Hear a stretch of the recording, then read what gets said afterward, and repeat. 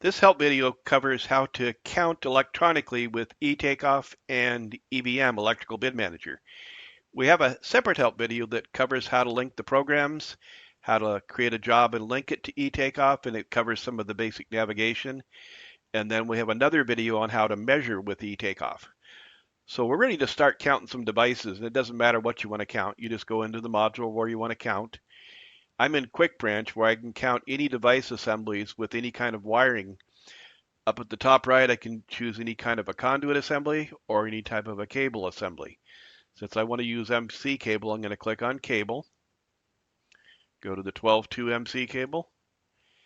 I'm going to leave the length at the default of 20 feet. Obviously, I can raise it or lower it as I see fit.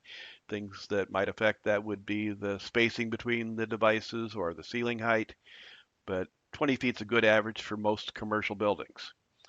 So up above that, we're going to go to receptacles, flush, wood or metal stud, and then duplex. And right here at the top is a 20 amp duplex spec gray with a plastic plate. Just double click on it.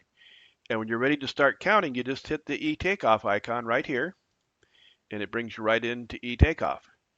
And you just start clicking on the devices you want to count, and it puts a little dot. Now, I have set the scale ahead of time here. Again, we cover that in the basic job setup video. The scale is important so it knows how big to make these dots as you count them electronically. I'm going to stop right there for now. I could always come back and continue counting. If I want to stop right now and record that, I just hit the S key on the keyboard to stop, and it brings the count right back into EBM. You just hit F2 takeoff, and it'll record the device assembly and the MC cable assembly at the same time. You'll see that down here at the bottom part of the screen on the audit trail. So if I want to count some quad receptacles, double duplexes, we just go back once, go to quad, and again we see a 20 amp quad spec grade and a plastic plate. We'll count some of those.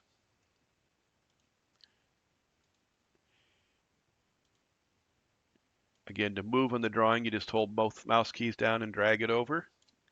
You can also zoom in and zoom out with the wheel on your mouse. And we'll stop counting now. Hit the S on the keyboard. Put your count right there, and you hit F2 takeoff.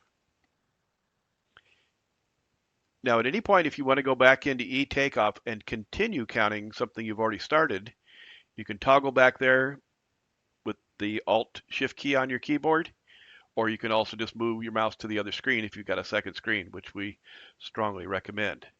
So if I want to count some more of these duplex receptacles, you just click on any one of them. This time you hit the A key to add on the keyboard. You'll see it. You can also hit the button up here that says add points, and we just click on the additional device assemblies we want to count. Again, to stop counting, you hit the S on the keyboard. Now this time we have to toggle back into EBM, and we're going to go down to Tools, or up under Tools up at the top. You can hit eTakeoff Import. I'm going to hit refresh down at the bottom. So it's going to show me the original 11 I counted, and the new quantity is 16. When you hit F2 takeoff, it actually changes that in the audit trail. So all you're going to see in the audit trail, we'll just flip back there in a second, under Reports and Audit Trail, you'll see it changed that count to 16 on the original entry. So the other thing you might want to do is delete something. Let's go back into eTakeoff, and let's just say for whatever reason I want to delete this particular device.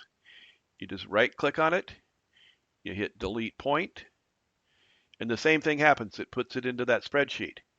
So we just toggle back into EBM, come up under Tools and Import, and hit refresh. There's the original quantity. Now it's down to 15, and we just hit F2 takeoff, and everything's taken care of. That concludes this video. If you have any sales questions, you can always go to sales@visioninfosoft.com. If you have any support needs, you can go to visioninfosoft.com/support and set up a case, and you'll get a support rep to call you back as soon as possible.